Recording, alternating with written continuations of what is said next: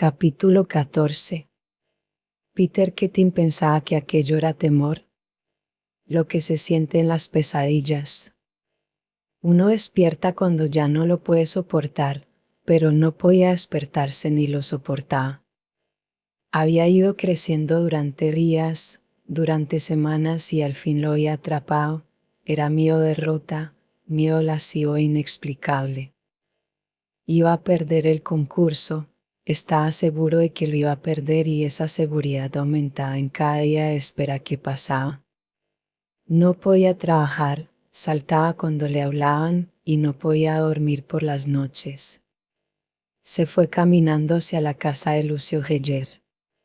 Trataba de no fijarse en las caras de las personas que pasaban, pero tuvo que hacerlo. Siempre había mirado a la gente y la gente le miraba. Siempre había sido así. Hubiera querido gritar y decir que se volvieran, que lo dejaran solo. Creía que lo miraban fijamente porque sabían que iba a fracasar. Iba a la casa de Geyer para evitar el desastre que se acercaba, para tratar de evitarlo en la única forma que se le aparecía como accesible. Si fracasaba en el concurso, y sabía que iba a fracasar, Francon se disgustaría y se desilusionaría, y entonces, si Geyer moría, como podía suceder en cualquier momento, Francon titubearía antes de aceptar a Keating como socio, por las consecuencias amargas de una humillación pública, y si Francon dudaba, el juego estaba perdido. Había otros que estaban esperando la misma oportunidad. Bennett, a quien no había podido echar de la oficina, Claude Stendhal, a quien le había ido muy bien trabajando por su cuenta y que se había acercado Francon con el ofrecimiento de comprarle la parte de Geyer. Keating no contaba con nada, salvo con la incierta fe que Francon tenía depositada en él. Si otro socio reemplazaba a Geyer, eso significaba el fin del porvenir de Keating. En las noches de insomnio, la decisión en su mente se fue haciendo clara e inflexible. Debía cerrar la salida de golpe, debía tomar ventaja sobre las frustradas esperanzas de Francon, antes que el ganador del concurso fuera anunciado, debía forzar a Geyer a retirarse y él ocupar su lugar. Le quedaban pocos días. Se acordaba de los chismes de Francon acerca del carácter de Geyer. Buscó entre los expedientes de la oficina de Geyer lo que deseaba encontrar. Era la carta de un contratista, escrita hacía unos 15 años, en la cual manifestaba, sencillamente, que incluía un cheque por la suma de $20,000 que le debía al señor Geyer. Keating estimó los datos de los edificios privados y le pareció que la construcción había costado más de lo que debía costar. Aquel mismo año Geyer empezó a coleccionar porcelanas. Encontró a Geyer solo en su estudio. Era una habitación pequeña y sombría, y el aire de su interior parecía cargado, como si no hubiese sido renovado durante años. El artesonado, de cava oscura, los tapices, los viejos muebles de inapreciable valor se conservaban perfectamente limpios, pero la habitación daba la impresión de indigencia y decadencia. Había una sola lámpara encendida sobre una mesita colocada en un rincón y 5 tazas de porcelana antigua, delicadas y preciosas, sobre la mesa. Geyer estaba sentado con la espalda doblada, examinando las tazas en la penumbra, con placer vago e insustancial.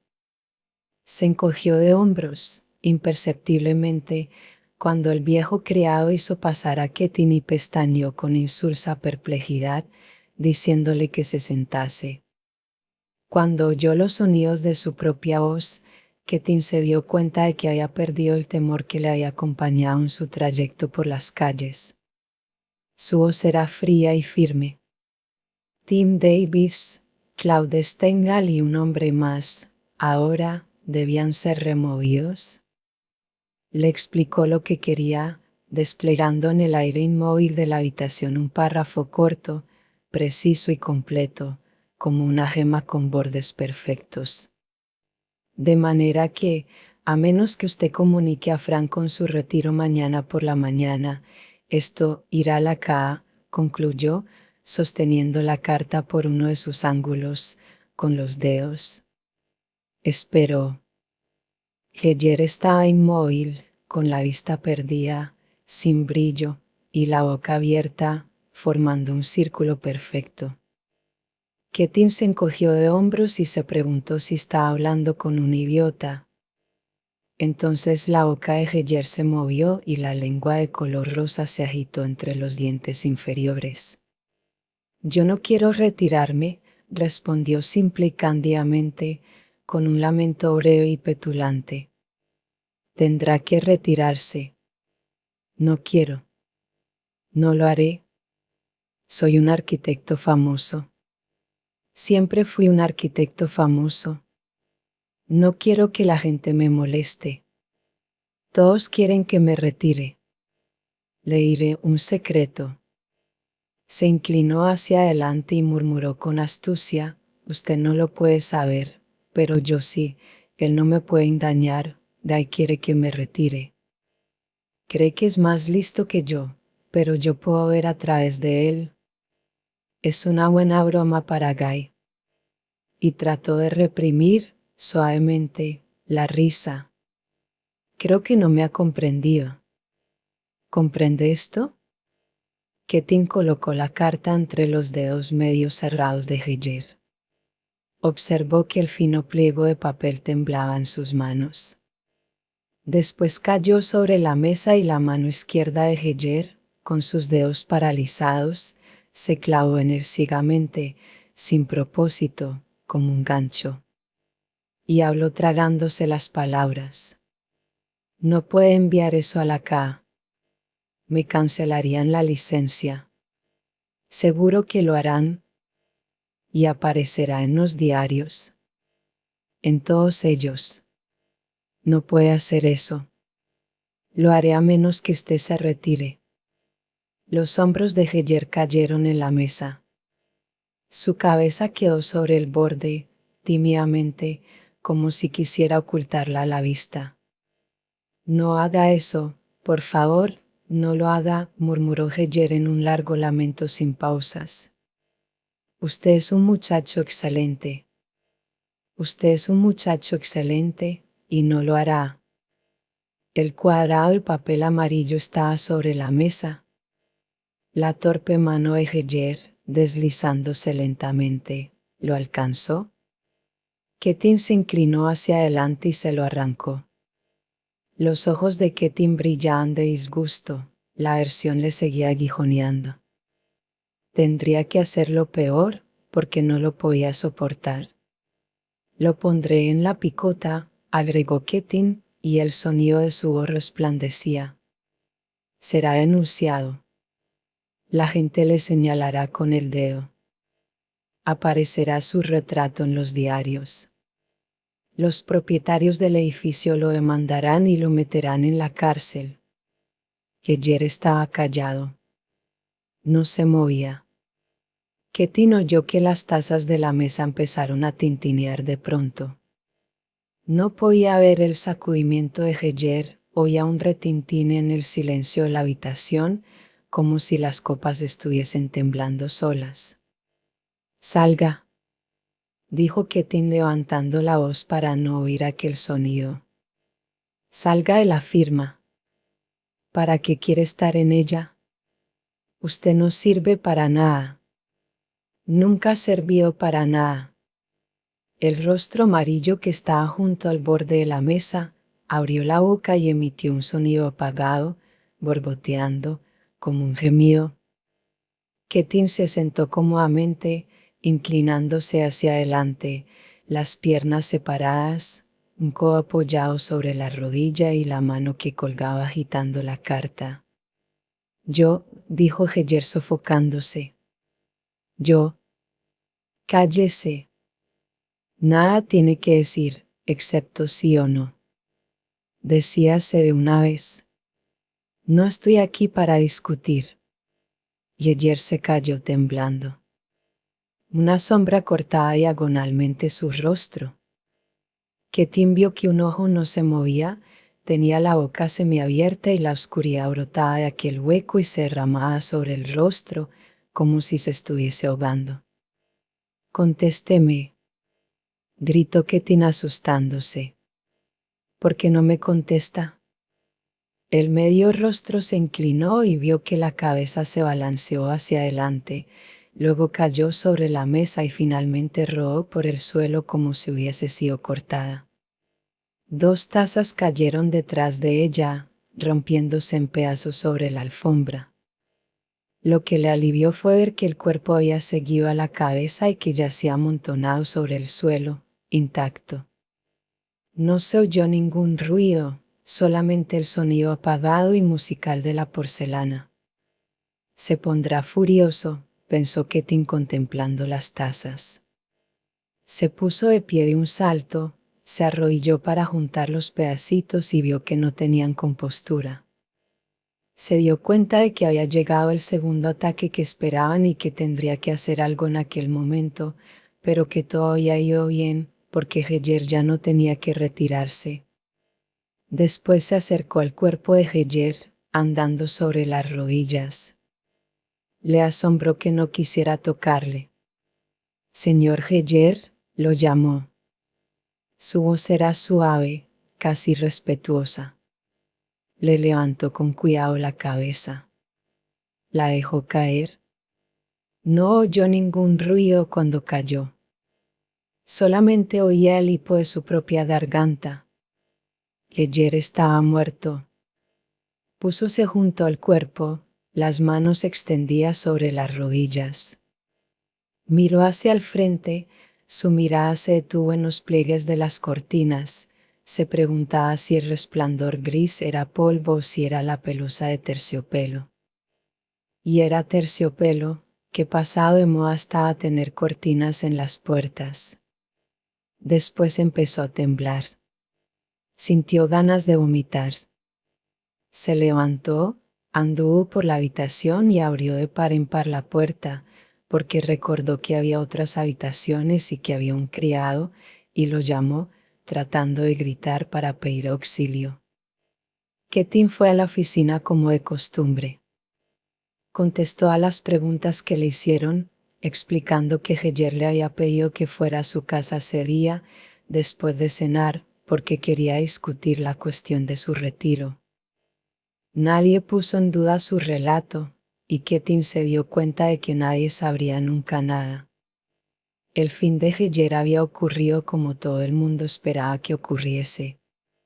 Francon se sintió aliviado. Sabíamos que ocurriría, tarde o temprano, porque lamentar que se haya evitado a sí mismo y nos haya evitado a nosotros una agonía prolongada. Pocos días después de la muerte de Heyer, Francon lo llamó a su oficina. «Siéntese, Peter», dijo con una sonrisa más vivaz que de costumbre. «Tengo buenas noticias para usted, muchacho. Se leyó el testamento de Lucio esta mañana. No ha dejado parientes. Me sorprendió, pero ha tenido un rasgo muy delicado. Se lo deja todo a usted. Bastante grande, ¿no es cierto? Ahora no se tendrá que preocupar por los gastos cuando hagamos preparativos para... ¿Qué le pasa, Peter? ¿Se siente mal?»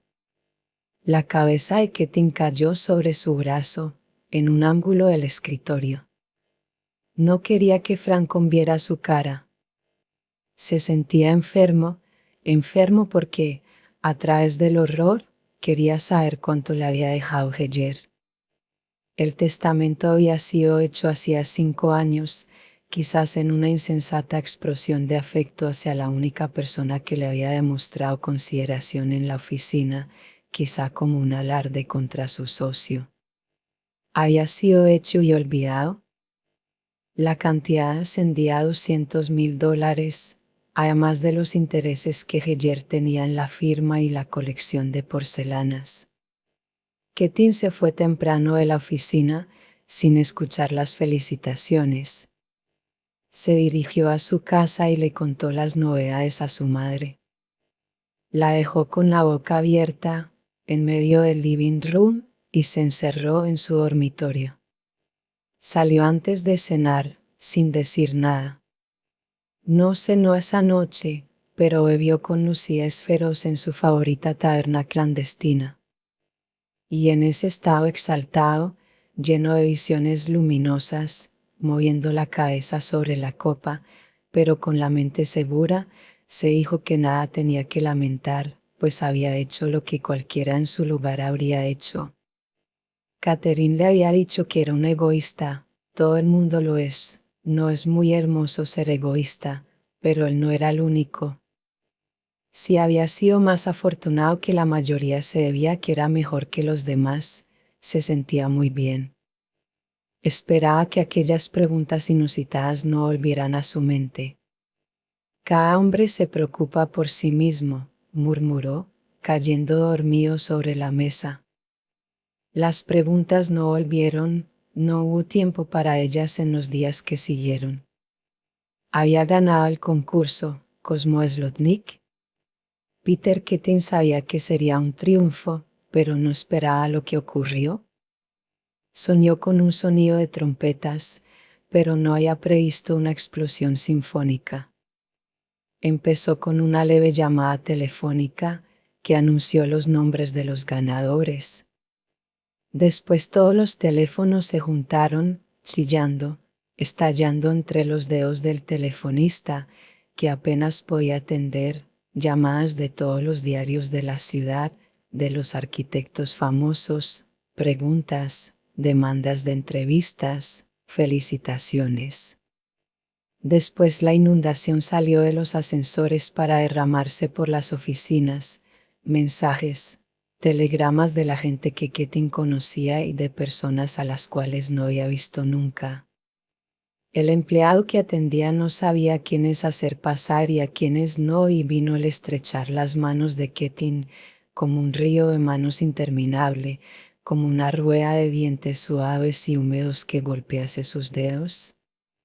Con la oficina de Francon llena de gente y de máquinas fotográficas, no sabía qué había dicho en el primer reporte.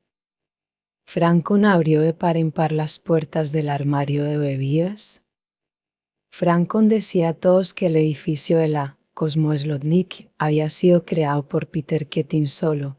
A Francon no le importaba, se sentía magnánimo en aquel arranque de entusiasmo. Además, era una buena publicidad. Fue una publicidad mejor que la que Francon esperaba. Desde todas las páginas de los diarios, el rostro de Keating estaba mirando al país, el rostro hermoso, sano, sonriente, con los ojos brillantes y el negro cabello, encabezaba columnas impresas que hablaban de la pobreza, de la lucha, de la aspiración y del trabajo incansable que habían obtenido el premio, de la fe de la madre que había sacrificado todo por el éxito de su hijo, de la Cenicienta de la arquitectura. Los de la Cosmo-Slotnick estaban encantados, no iban pensando que el arquitecto ganador del premio fuese tan joven, tan hermoso, tan pobre, bueno, pobre hasta ese momento. Habían descubierto un muchacho genial, los de la Cosmo-Slotnick adoraban a los muchachos geniales. El señor Slotnick mismo había sido uno de ellos, aunque ya contaba 43 años. Los planos del rascacielos más hermoso de la tierra se reprodujeron en los diarios con las palabras de la adjudicación debajo, por la pericia brillante y la sencillez de su plano, por su eficiencia limpia y despiadada, por su ingeniosa economía de espacio, por la maestría con que había combinado lo moderno con lo tradicional en el arte, a Francon Heller y Peter Keating. Keating apareció en los noticiarios del cine, dándose la mano con el señor Suk y con el señor Slotnick, y el guión anunciaba lo que aquellos dos caballeros pensaban de su edificio. Keating apareció dándose la mano con la señorita Impulse Williams y el guión anunciaba lo que Keating pensaba del último film de ella. Aparecía en los banquetes de los arquitectos y en los banquetes de la gente del cine, en el sitio de honor, donde tenía que pronunciar discursos que él olvidaba si debían versar sobre arquitectura o sobre cine. Aparecía en los clubs de los arquitectos y en los de los fanáticos. La Cosmoslotnik ofreció una fotografía de Ketin y el edificio, que se podía conseguir enviando un sobre franqueado que llevase escrita la dirección y 25 centavos. Ketin apareció personalmente todas las noches, durante una semana, en el escenario del teatro. Cosmoslotnik se inclinaba junto a las candilejas, con gracia y delicadeza, vestido de smoking, y hablaba 2 minutos sobre el significado de la arquitectura. Presidió como jurado un concurso de belleza en Atlantic City, cuya ganadora fue premiada por la Cosmoslotnik con un contrato de prueba para actuar en el cine. Fue fotografiado con un boxeador famoso y su imagen apareció bajo el encabezamiento Campeones.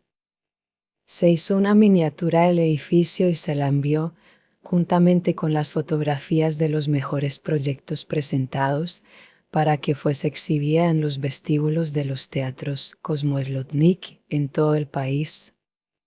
La señora Ketin sollozó al principio, abrazando a Peter y tartamudeando que le parecía imposible.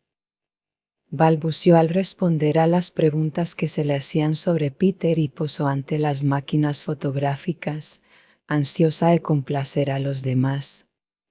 Después se acostumbró. Le dijo a Peter, encogiéndose de hombros, que era muy natural que hubiese ganado él y no otro, y que no tenía que asombrarse por eso. Empleó con los reporteros un tono de condescendencia leve y vivaz. Se molestaba en forma evidente cuando no la incluían en las fotografías que le sacaban a su hijo. Se compró un abrigo de bisón. Ketin se dejó arrastrar por la corriente. Necesitaba que la gente y la algarabía le rodeasen. Cuando estaba en una tarima, sobre un mar de rostros, no se hacía preguntas, no tenía dudas, el aire estaba cargado, saturado de una admiración única y disolvente, no había lugar para nadie más. Se sentía tan grande como la multitud se lo decía. Encontró tiempo para pasar 2 horas con Catherine una noche. La abrazó, y ella le susurró planes brillantes para lo futuro. Él la contemplaba con alegría, sin prestar atención a sus palabras. Estaba pensando en cómo quedarían si se retratasen juntos y en la cantidad de diarios que iban a reproducir la fotografía. Vio una vez a Dominique. Ella dejó la ciudad en el verano. Estaba desencantada. Le felicitó con corrección, pero le miró como siempre, como si nada hubiera ocurrido. Entre todas las publicaciones de arquitectura, la sección de ella era la única que no había hablado del concurso Cosmoslotnik ni del ganador. Me voy a Connecticut, le dijo. He aceptado la casa de papá para todo el verano. La puso completamente a mi disposición. No, Peter, no vaya a visitarme. Ni una vez siquiera. Me voy allí para no ver a nadie. Ketin se sintió defraudado, pero eso no echó a perder el triunfo de aquellos días. Ya no temía a Dominique. Tenía confianza en que la haría cambiar de actitud y que el cambio lo vería cuando ella estuviese de vuelta en el otoño. Pero había una cosa que deslucía su triunfo, aunque no con mucha frecuencia, y él solo la sentía. No se cansaba de escuchar lo que le decían, pero no le gustaba mucho que hablasen del edificio. Y cuando escuchaba los comentarios, no le importaba si se referían a la maestría con que ha combinado lo moderno con lo tradicional en la fachada, pero cuando se hablaba del plano, se hablaba tanto de él, y oía hablar de la pericia brillante y la sencillez, la eficiencia limpia y despiadada, la ingeniosa economía del espacio. Cuando oía esto y se acordaba de... No lo pensó. No había palabras en su cerebro. No las permitiría. Solamente había un sentimiento oscuro y pesado, y un nombre. 2 semanas después de la adjudicación del premio, alejó de su cerebro aquellas cosas, como algo indigno en su preocupación, para sepultarlas como había sepultado su pasado humilde. Durante todo el invierno había conservado los bocetos con las líneas a lápiz trazadas por otra mano. La primera cosa que hizo la noche de la adjudicación del premio fue quemarlos. Pero la obsesión no le abandonaba. Entonces le ocurrió que no se trataba de una amenaza vaga, sino de un verdadero peligro, y perdió todo temor. Podía tratar con un peligro real, podía disponer de él muy simplemente. Se rió tranquilizado, telefoneó a la oficina de Rourke y concertó una entrevista con él. Asistió confiado a la cita. Por primera vez en su vida se libraba de la inquietud extraña que sentía en presencia de Rourke sin que se la pudiese explicar ni rechazarla. Ahora se sentía seguro. Había terminado con Howard Rourke. Rourke estaba sentado junto al escritorio esperando. El teléfono había sonado una vez aquella mañana, pero había sido Peter Keating para pedirle la entrevista. Le olvidó. Estaba atento al teléfono. Durante aquellas últimas semanas dependía del teléfono. A cada momento esperaba saber algo de los proyectos para la compañía del Banco Manhattan. Hacía tiempo que el alquiler de la oficina había vencido, lo mismo que el de la habitación en que vivía. No se preocupaba por la habitación, podía decirle al dueño que esperara y el dueño esperaría, y nada importante iba a ocurrir por eso. Pero la oficina era otra cosa. Le dijo al administrador, con la más suave y estupenda simplicidad, que necesitaba una prórroga. Pero que necesitaba esa limosna del administrador, que todo dependía de ella, sonaba en su mente como si estuviese mendigando. Era una tortura. No importa, se dijo, es una tortura, ¿qué vamos a hacer? El pago del teléfono estaba atrasado en 2 meses. Había recibido el último aviso. Dentro de pocos días sería desconectado. Tenía que esperar. Tantas cosas podían ocurrir en pocos días. La contestación del banco, que Waiglar le había prometido hacía tiempo, había sido demorada semana tras semana. El consejo no llegaba a ponerse de acuerdo, había impugnadores y violentos defensores. Waiglar le dijo poco, con elocuencia, pero podía suponer mucho. Había días de silencio en la oficina, de silencio en toda la ciudad, de silencio dentro de sí mismo. Esperaba. Se sentó con una mano apoyada en la cara y la otra en el teléfono. Se le ocurrió que no debería sentarse en esa forma, pero aquel día se sentía muy cansado. Le pareció que tenía que apartar la mano del teléfono, pero no la movió. Sí, dependía del teléfono. Lo podía hacer pedazos, pero cada aliento y cada fracción de sí mismo seguían dependiendo de él. Sus dedos permanecieron inmóviles en el aparato. Era el teléfono y la correspondencia. Se mentía a sí misma en cuanto a la correspondencia, se mentía cuando se preocupaba de que se amontonase, cuando aparecía alguna rara carta por el buzón de la puerta y no corría a buscarla, sino que esperaba, se quedaba mirando el sobre blanco en el suelo y después iba lentamente y lo recogía. El buzón de la puerta y el teléfono eran las 2 únicas cosas que le quedaban en el mundo.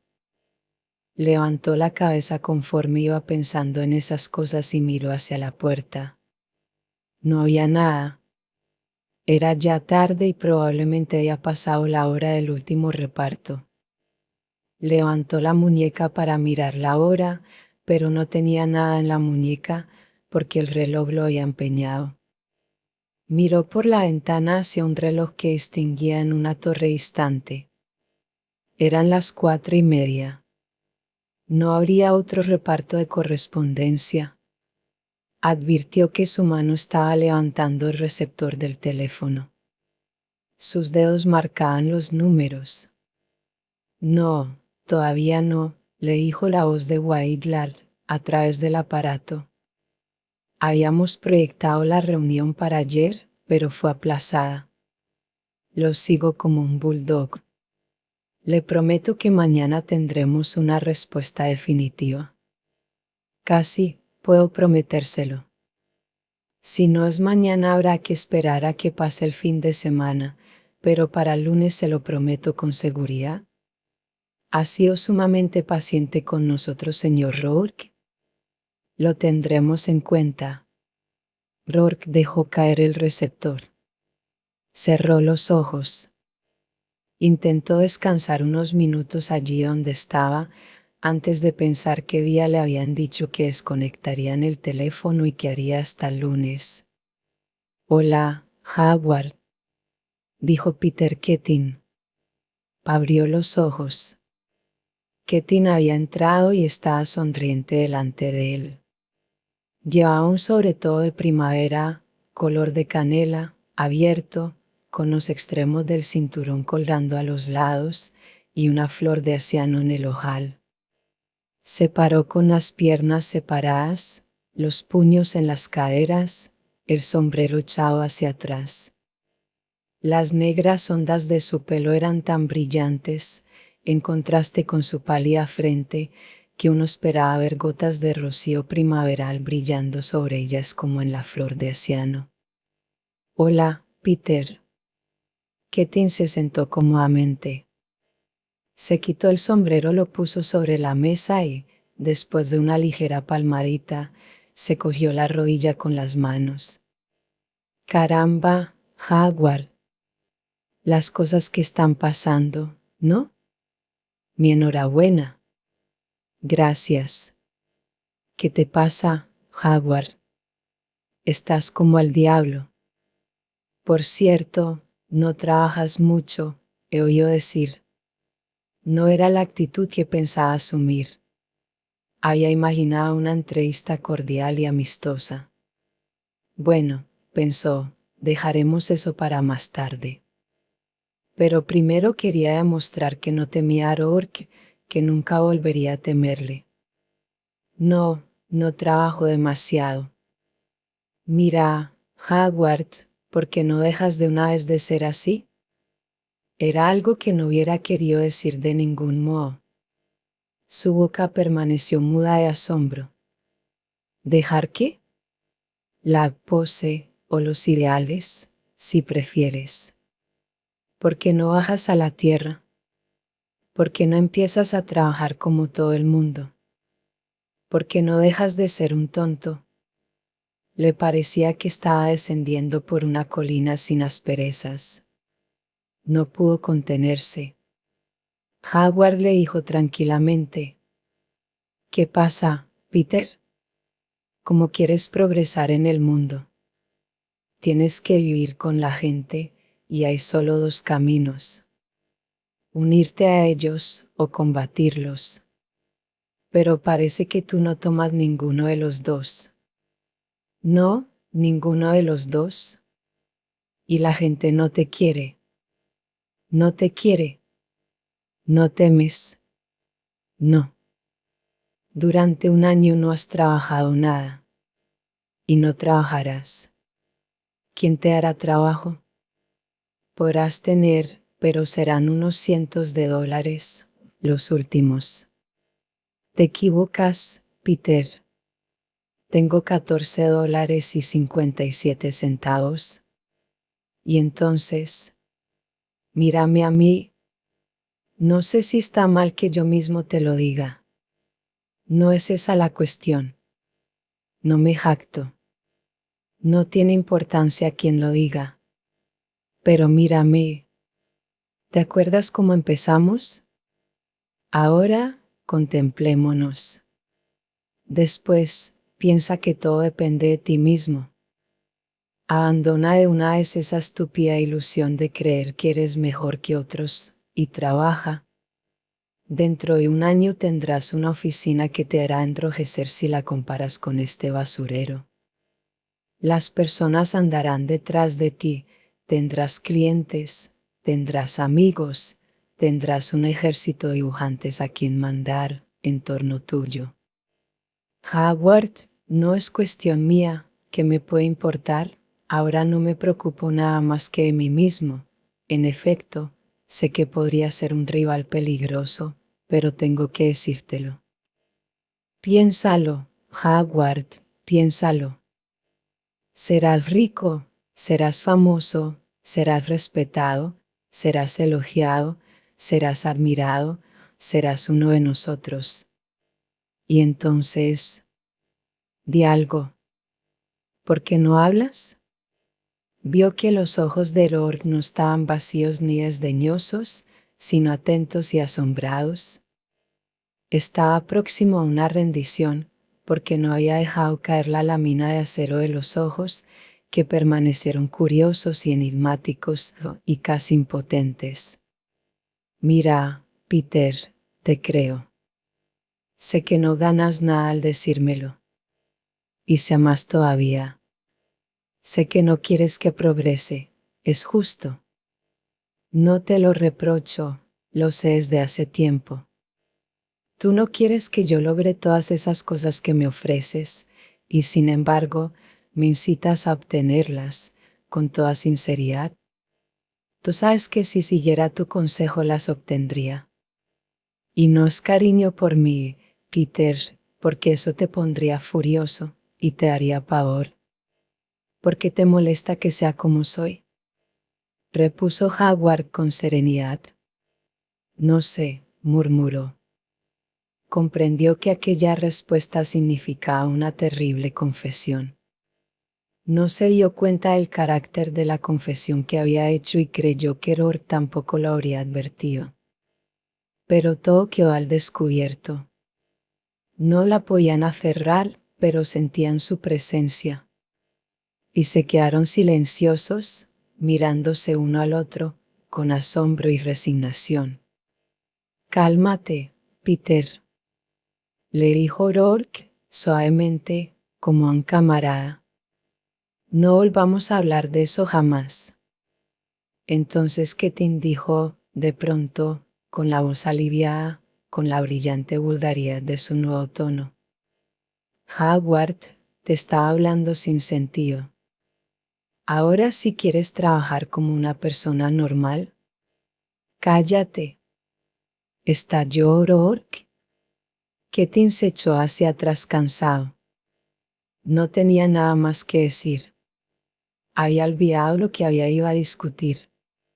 ¿Qué querías decirme del concurso? Ketin se inclinó violentamente hacia adelante. Le llamó la atención que Rourke lo hubiese sospechado. Y entonces resultó más fácil, porque olvidó lo demás en una rápida oleada de resentimiento. Ah, sí, dijo crispado, con súbito acento de irritación en la voz. Sí, quería hablarte de eso. Gracias por habérmelo recordado. Claro, lo sospechabas porque sabes que no soy un puerco ingrato.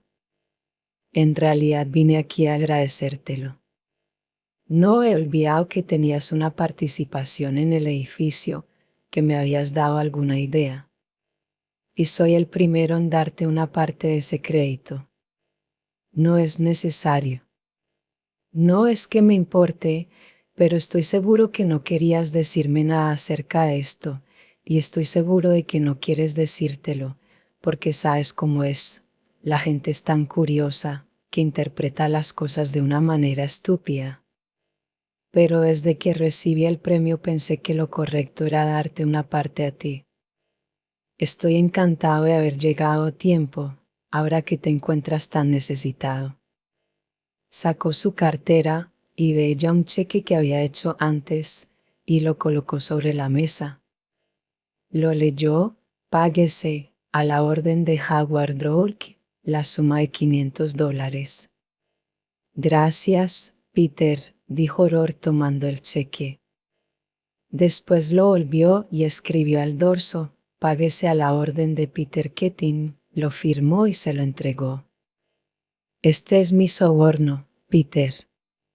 Con el mismo propósito. Para que no digas una sola palabra. Keating lo miró fijamente. Esto es todo lo que puedo ofrecerte ahora. No puedes perjudicarme en estos momentos, pero te pido que no me harás ningún chantaje después, cuando tenga dinero. Te digo con franqueza que me lo podrías hacer, porque no quiero que nadie sepa que yo he tenido que ver con ese edificio. Se rió de la suave expresión de asombro que había en los ojos de Keating. No, agregó O'Rourke. ¿No me sacarás dinero con eso? Vete a tu casa, Peter. Puedes estar completamente seguro, jamás diré una sola palabra. Es tuyo el edificio, y cada viga y cada pie de plomo y cada retrato de los que han salido en los diarios. Entonces Keating se puso en pie. Estaba temblando. Vete al diablo, gritó. Vete al diablo. ¿Quién crees que eres? ¿Quién te ha dicho que puedes hacer esto a la gente? De manera que eres demasiado bueno para hacer ese edificio. ¿Quieres avergonzarme con eso? Tú, bastardo, engreído, podrido, piojoso. ¿Quién eres tú? Ni siquiera tienes inteligencia para darte cuenta de que eres un fracasado, un incapaz, un mendigo, un fracasado, un fracasado, un fracasado. Y estás dictando sentencia. Tú, contra todo el país. Tú, contra todo el mundo. ¿Por qué tengo que escucharte? No me puedes asustar. No me puedes rozar. Tengo a todo el mundo conmigo. No me mires así. Siempre te he odiado. No lo sabías, no lo sabías. Siempre te he odiado. Siempre te odiaré. Algún día te haré pedazos, lo juro que lo haré. Sí, eso será lo que haré al final. Peter, ¿por qué te traicionas de ese modo? La respiración de Keating se convirtió en un lamento ahogado. Se dejó caer en una silla, se quedó tranquilo, aferrado al asiento por los lados. Después de un rato, levantó la cabeza y preguntó torpemente. Dios mío, Howard, ¿qué estaba diciendo? ¿Estás bien ahora? ¿Puedes irte? Howard, lo siento. Te pido que me perdones. Su voz era desapacible y apagada, sin convicción. Perdí la cabeza. Sospecho que estoy mal de los nervios. No quise decir nada de lo que dije. No sé por qué lo he hecho. Te juro que no lo sé. Arréglate el cuello, lo tienes suelto. Creo que me enojé por lo que hiciste con el cheque. Me imaginé que me insultabas también. Algunas veces se me ocurren estupideces así. No quise ofenderte. Rompamos este condenado cheque. Lo recogió, encendió una cerilla y observó cuidadosamente cómo se quemaba el papel hasta que cayó el último fragmento. Howard, olvidémoslo. ¿No crees que sería mejor que te fueses? Keating se levantó pesadamente, con las manos en los bolsillos, con un gesto bastante desusado, y murmuró. Está bien, bien, buenas noches, Howard. Te veré pronto. Se me ha hecho tan tarde. Creo que necesito descanso. Hasta luego, Howard. Después de dar unos pasos en el vestíbulo y cerrar la puerta atrás, y tuvo una helada sensación de alivio. Se notaba pesado y muy cansado, pero tristemente seguro de sí mismo. Había adquirido un conocimiento, odiaba a Rourke. No había que dudarlo y no había por qué seguir retorciéndose con las inquietudes. Era simple. ¿Podía Rourke? Las razones. No era menester preguntarse las razones. Era necesario odiar, solamente odiar, odiar ciegamente, odiar pacientemente, sin cólera, solamente odiar, sin que nada interviniese, sin olvidarse jamás. El teléfono empezó a sonar en el atardecer del lunes. ¿El señor Rourke?, preguntó Waidlar.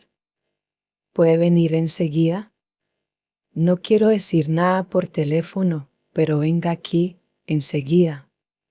La voz sonó clara, alegre, premonitoria. Rourke miró el reloj de la torre a través de la ventana. Se rió del reloj, como de un enemigo viejo y cordial. No lo necesitaba más, tendría otra vez su reloj. Echó hacia atrás la cabeza como un desafío a la niebla gris y pálida que se cernía sobre la ciudad. Se levantó y tomó su abrigo. Echó los hombros hacia atrás, al ponérselo, y sintió placer al mover los músculos. El presidente del consejo lo esperaba en su oficina con Waidlar y con el vicepresidente del Banco Manhattan. Había en la habitación una larga mesa. Sobre ella estaban extendidos los proyectos de Rourke. Waidlar se levantó conforme Rourke entró y se adelantó a saludarlo tendiéndole la mano.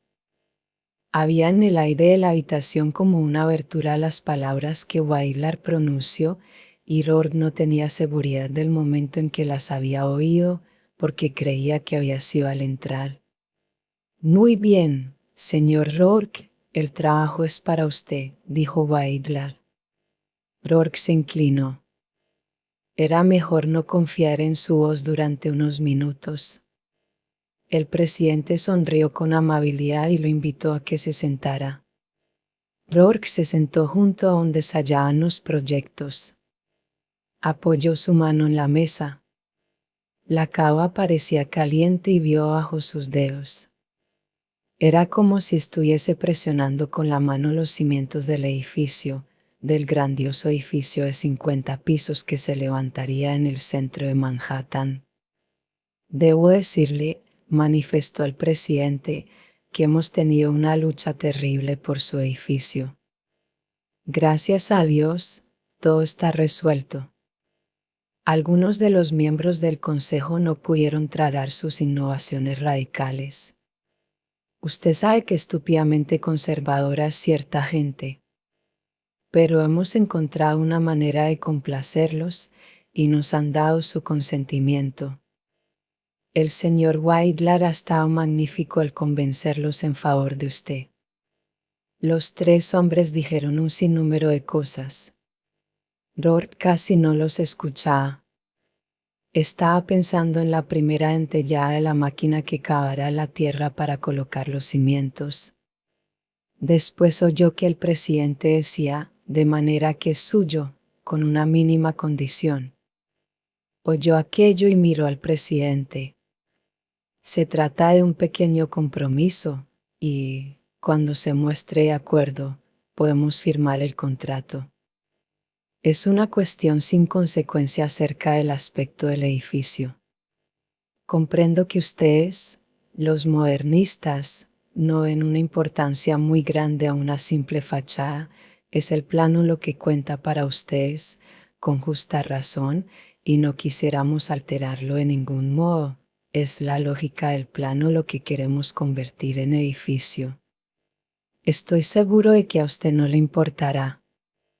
¿Qué quiere usted? Se trata solamente de una ligera reforma en la fachada. ¿Me explicaré?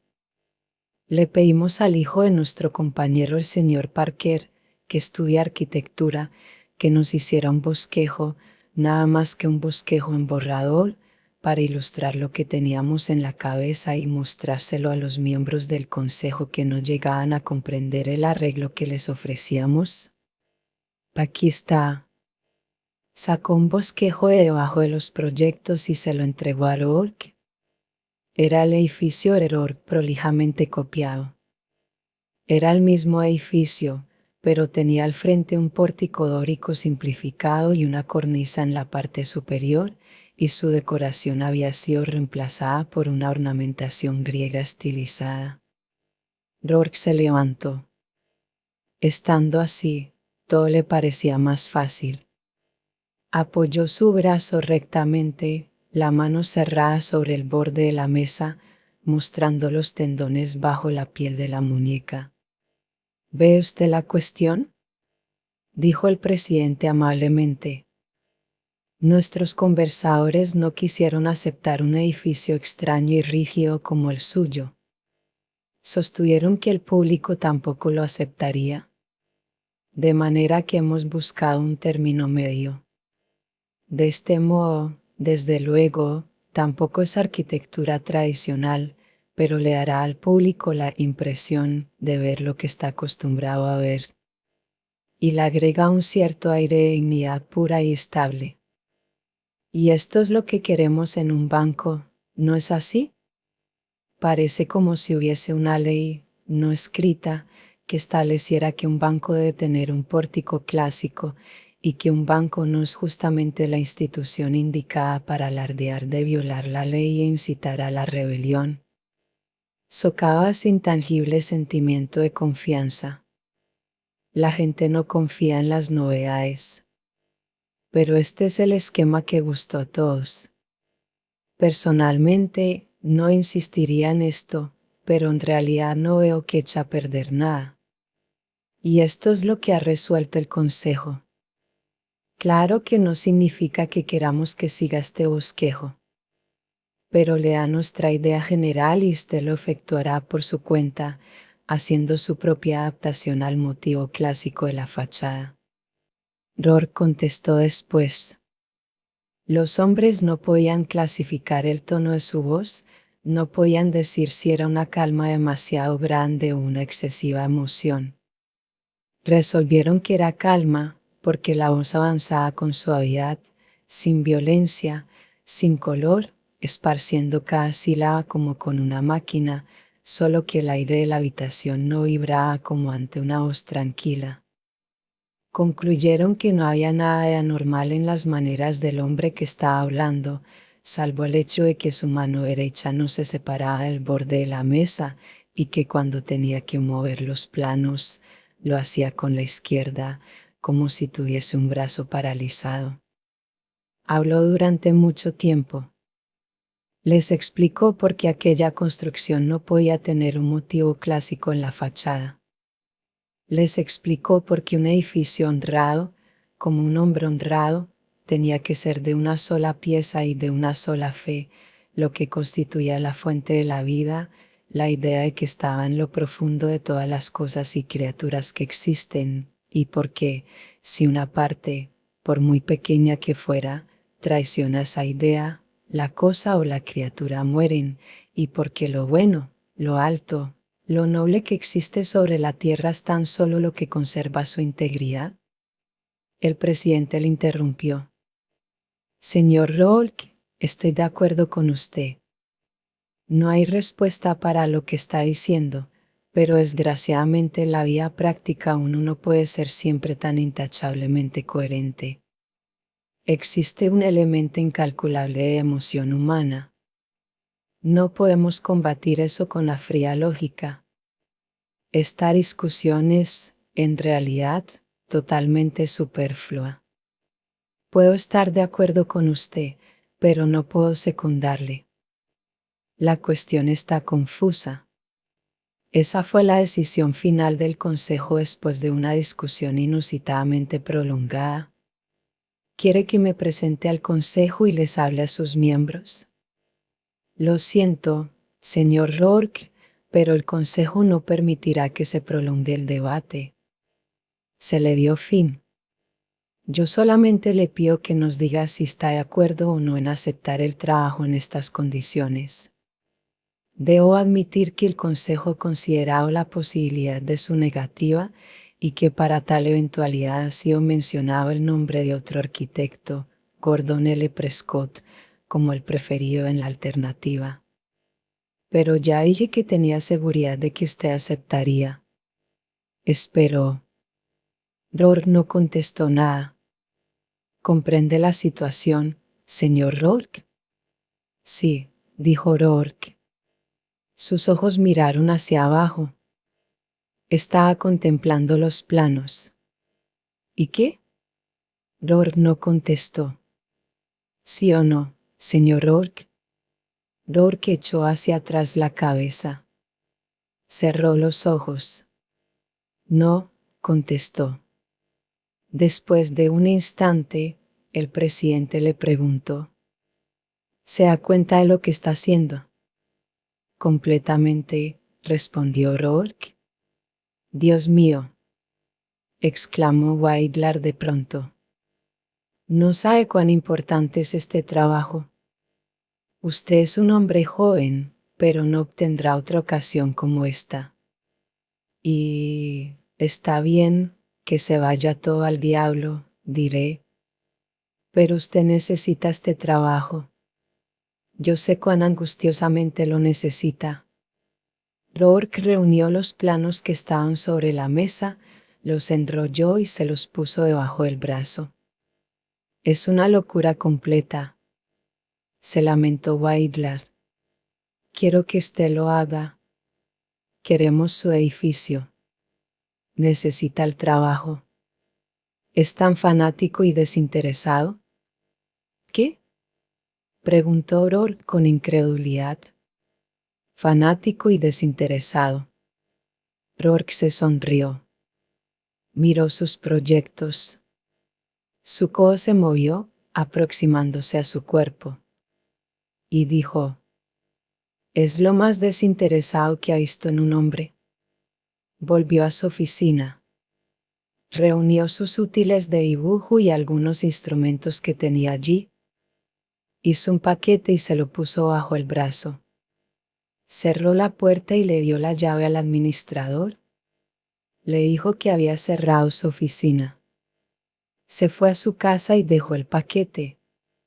Después marchó a casa de Mickey O'Negan. ¿No?, preguntó Mickey al contemplarle. No, dijo Rourke. ¿Qué ha pasado? Se lo diré en otro momento. Los bastardos. Eso no tiene importancia, Mickey. ¿Qué va a hacer con la oficina ahora? La cerré. Para siempre. De momento. Que se vayan todos al diablo. Que se vayan, diablo. Cállese. Necesito trabajar. ¿Puede ayudarme? ¿Yo? No conozco a nadie de esas profesiones aquí. Ninguno me quería. Usted les conoce a todos. ¿En qué? ¿De qué me está hablando? De construcciones. Trabajo de albañilería, como hice antes. Quiere decir un simple trabajo de obrero. Quiero decir un simple trabajo de obrero. Usted está loco, loco de remate. Cortemos, Mickey. ¿Me conseguirá el trabajo? Pero, ¿por qué diablos? Usted puede conseguir un empleo decente en una oficina de arquitectura. Bien lo sabe. No quiero, Mickey. Nunca más. ¿Por qué? No quiero tocar eso. No quiero ni mirarlo. No quiero ayudarles a hacer lo que están haciendo. Puede conseguir un trabajo limpio y excelente en cualquier ramo. Tendría que pensar en un trabajo limpio y excelente, y no quiero pensar. No como piensan ellos. Tendría que pensar como ellos a cualquier lugar que fuera. Quiero un trabajo donde no tenga que pensar. Los arquitectos no hacen el trabajo de los obreros. Es todo lo que este arquitecto puede hacer. Puede aprender cualquier cosa en un momento. No quiero aprender nada.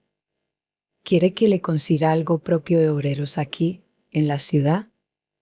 Eso es lo que quiero. Mickey se indignó. No, no puedo. No quiero hacer eso. ¿Por qué?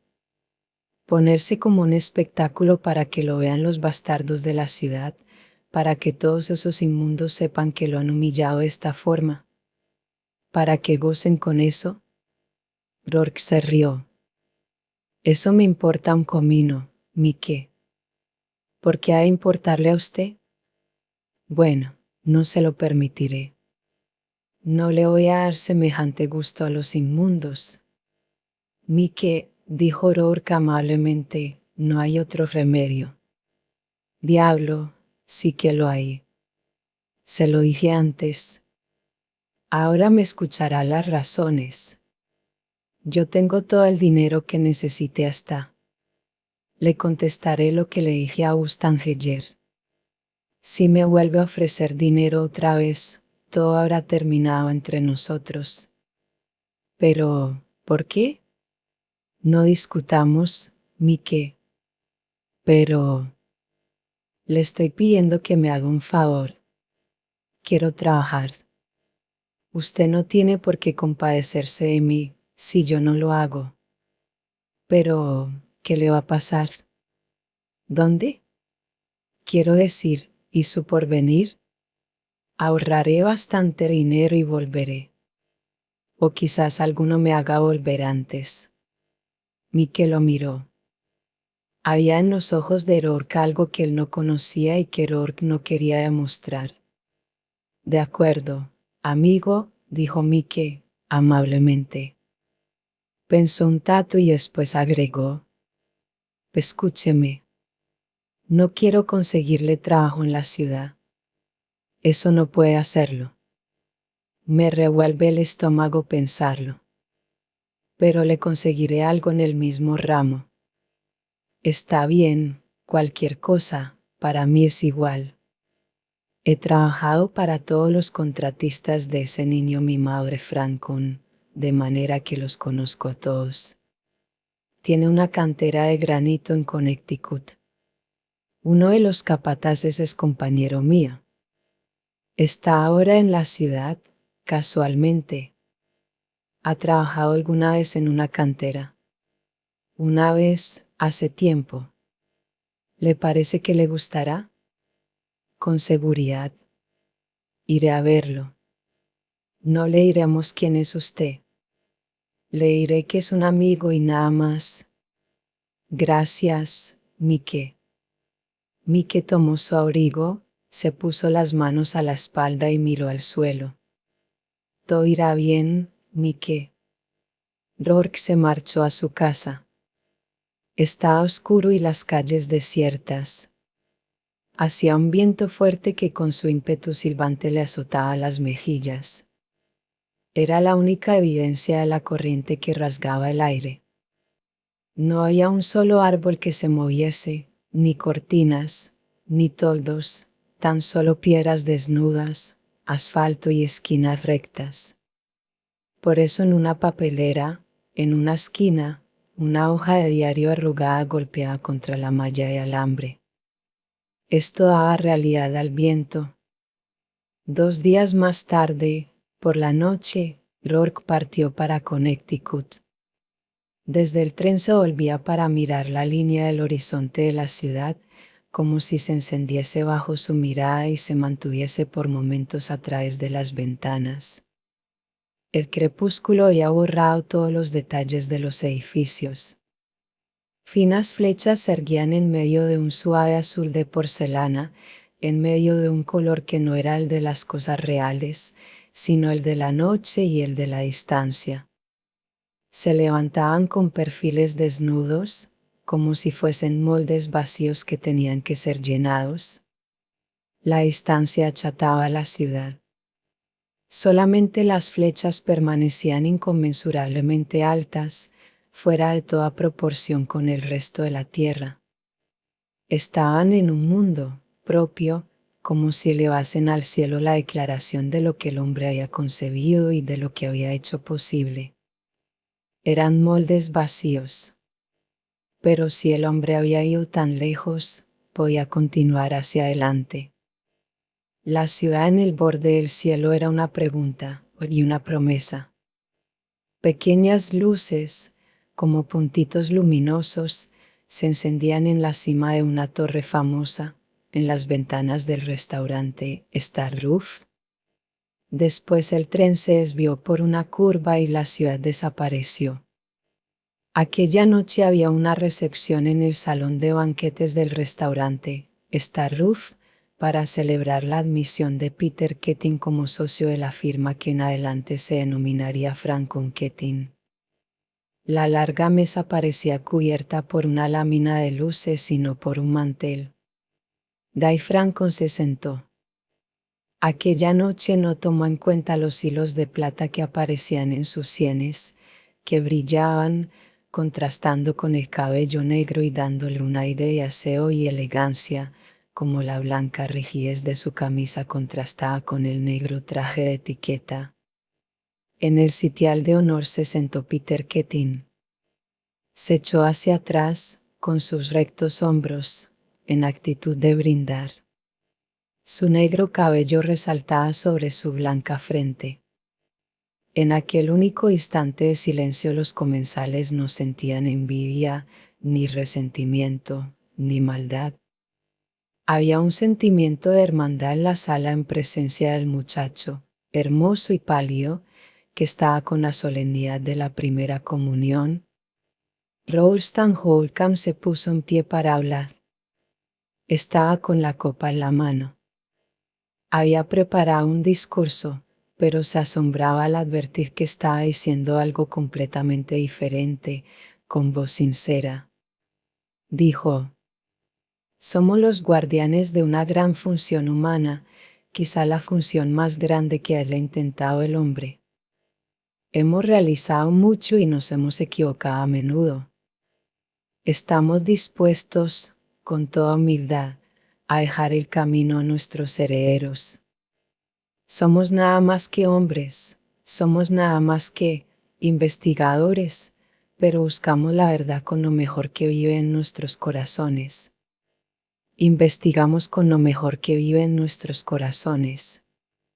Investigamos con lo mejor que ha sido concedido a la raza humana. Es una gran cuestión por el porvenir de la arquitectura de los Estados Unidos.